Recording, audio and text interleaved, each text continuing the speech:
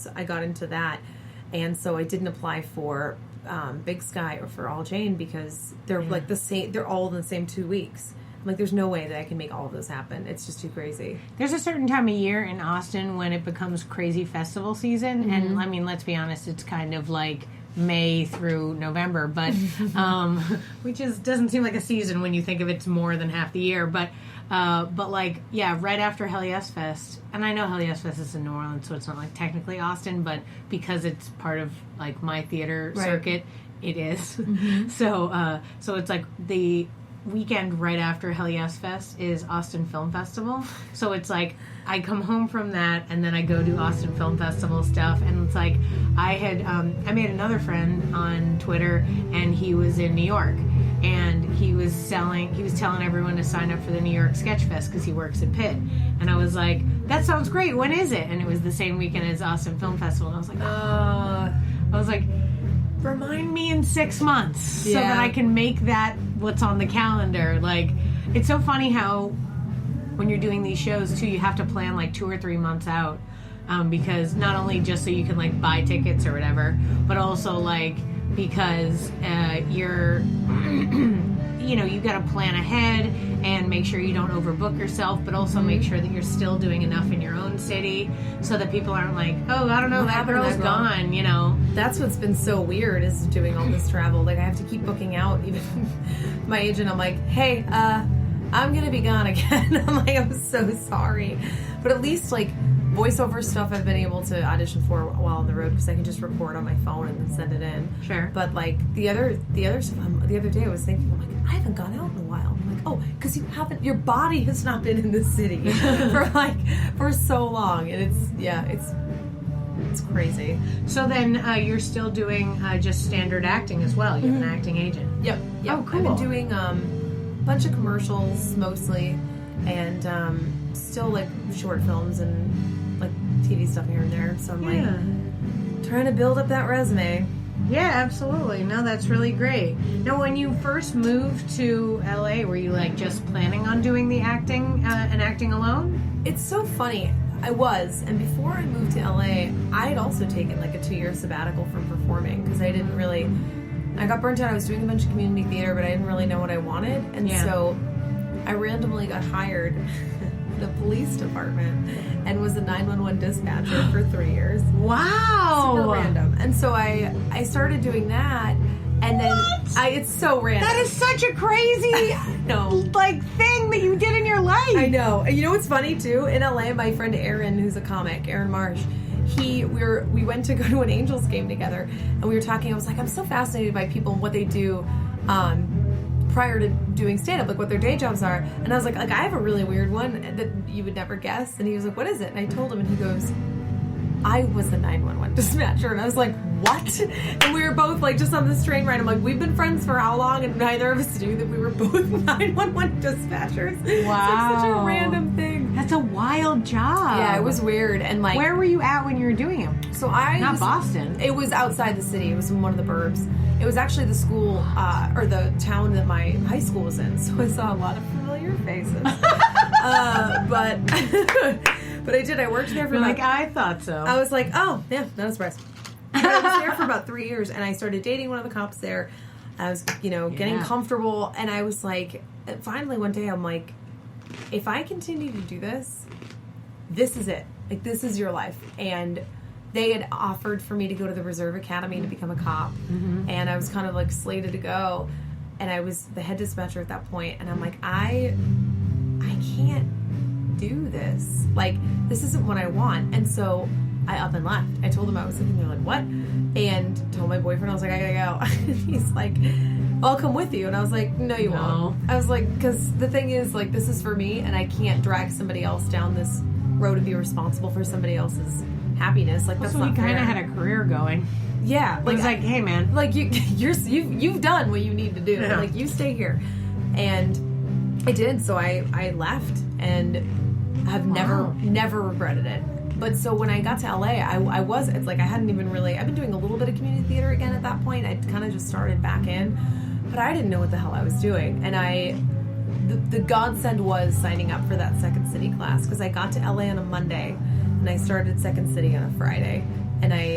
literally, like, it saved me when I was there because I met a whole crop of people that I befriended right away. Yeah. And fell into that community and that environment, and it was the best thing I could have done because I didn't want to do what so many people do when they go to New York or Los Angeles.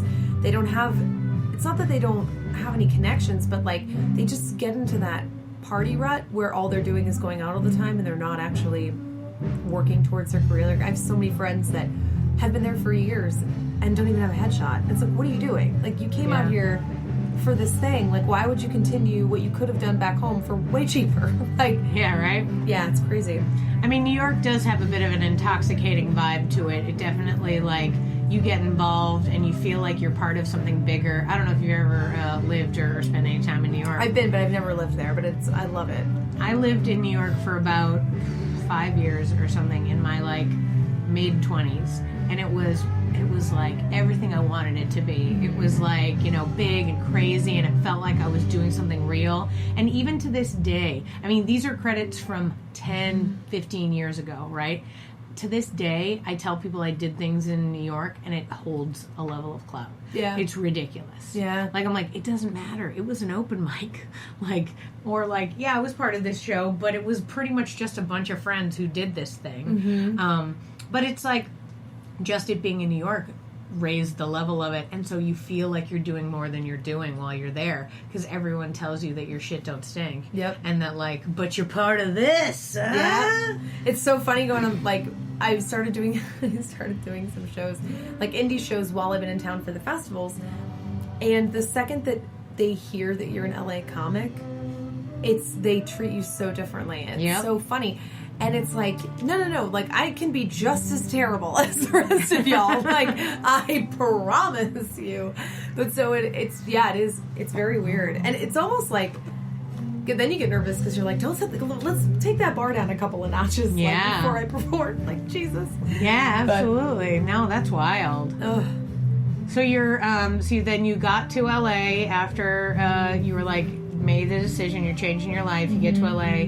You've been doing acting. How long after you got there did you get an agent? Were you doing Second City for a little while before you did it? I didn't get an agent for a while because I didn't really know what I was doing, and I also didn't want to get an agent too soon. Like, I knew I wasn't ready. I was like, I've always been an overachiever in that regard, where I've always left classes in school, and so I almost got into a trap with it because I was taking so many classes, and somebody I was dating at the time was finally like, enough with the classes, like, get an agent. You have enough knowledge now and experience that there's no reason why you shouldn't have one. And I'm like, but, and he's like, just here, I'll refer you to mine. And so his ended up taking me on. That was my first agent. I was probably about 3 years in, so it had taken me a few years to even get an agent. And then I started going out for commercials and stuff, and the first commercial that I booked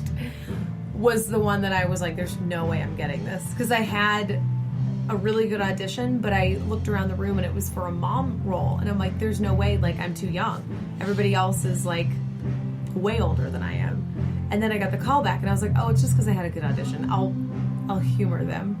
And then I did it, and I was like, yeah, there's no way. And then, like 20 minutes later, my phone rang, and I was on a Vail. And I was like, what? And so me and then 2 other improvisers that I randomly know from Second City and elsewhere, the 3 of us got put in this big campaign for Golden Plump Chicken. Yes. And so...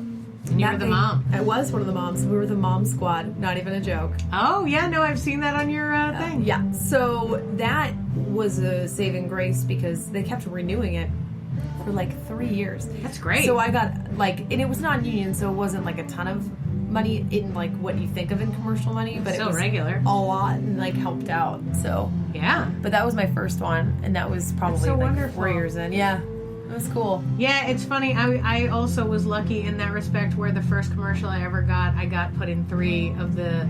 I wasn't the same character, but it was a campaign of commercials, and I got put in different ones. Yeah. So it was great. They just kept coming back. They made the one, they liked it, and then they were like, well, let's keep the people and just keep changing up the situation. So it was great. It was wonderful to have, like, a few in a row. I haven't done too many more since that, more film stuff than commercials lately.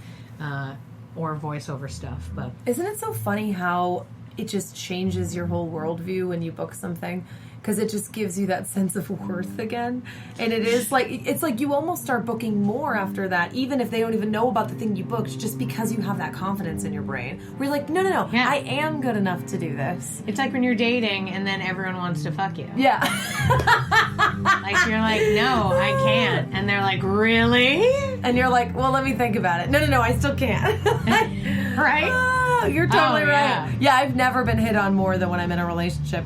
And then when you get out of one and you're like, oh, why the dry spell? Like, what's happening? Yeah, why does no one find me attractive? I'm literally putting on so much makeup. What? And you're like, wait, it wasn't the makeup or this great dress that I'm wearing? What? Oh, it was the fact that I valued myself as a human being in front of you. Damn Bastards. it. Damn it. How dare you recognize me? Oh, that's funny. Crazy. So what's your like hope for the next? And it doesn't even need to be like a long-term goal or whatever. Like, oh, I want to be on this or like whatever. By the age of 57, I would like. Well, no, I mean, I have long-term goals. I actually have a theory. Sorry, audience, you're listening to this again. I have this theory about 18 years that like you're growing up and being told you were an adult marked like the beginning of a cycle that you're on, and that at that point you then go back to the beginning. Yeah. So like think of 18-year-olds when they're high school seniors, you're all like, look at them, they're on top of their game, they're doing it. And then when they become college freshmen, you're like, you don't know anything. Yeah. You're nothing. Yeah. You're the bottom of the totem pole again. Yep. So you become a baby again, and then you have to figure out who you are. And especially now in the world that we're in, 20s are not something where you're like really settling down like they used to. And I think that's the case because we live longer, so we have more of it. We have more time. And now it's like you get to do your second 18. I mean, think about it. I don't know what the age range of your friends are or whatever, but 18 plus 18, right, is 36. Most people only just get their shit together around 36. I'm 31, so I'm on my way. Yeah. But it's like you get to another level. Like when I turned 36, I realized that I had accomplished a goal that I knew 18-year-old me wanted. Yeah, that's such a great way to put that. And I was like, great. So I was like, well, what do I want to do now? And I've tried to set far off goals that I don't feel like I'm beholden to deal with. Like I'm just getting there. I'm just developing to the next level. You know, I'm a few years north of 36, so it's like I'm just a baby. I'm just refiguring out the next level of my career. You know, I got to do this thing, crossed it off the list, and then it's like, yeah, I don't know what happened. Sorry, like, yeah. I may have also stepped on something, so it's cool. Sounding good? Yeah. All right. Yeah, I see it. Oh, but you know, like I feel like if you set yourself a really long-term goal, but not everybody does that. So in my mind, and my question to you, because in case you're not a long-term goal kind of person like I am, if you had like the next thing that I'd be interested in doing is this.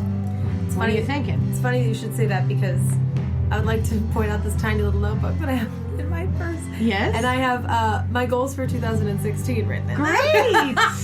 So I told you, that's so wonderful. I'm so obnoxiously organized with stuff that like this is what gets me up in the morning. No, you know what's funny is like I'm like way more excited that we're friends now because and that we've met in the flesh. And it's so nice to meet you because I am also like neurotically organized, and I'm always people always like no one does the things that I do, and then they're like, what are you doing? Yeah. And I'm like, this is how you set up, how do you write? Yeah. I write the structure and then I fill it in. Yeah. And I was like, how do you create a schedule? I create the schedule and then fill it in. Yeah. Like, I need to make my life a Mad Libs, but, you know.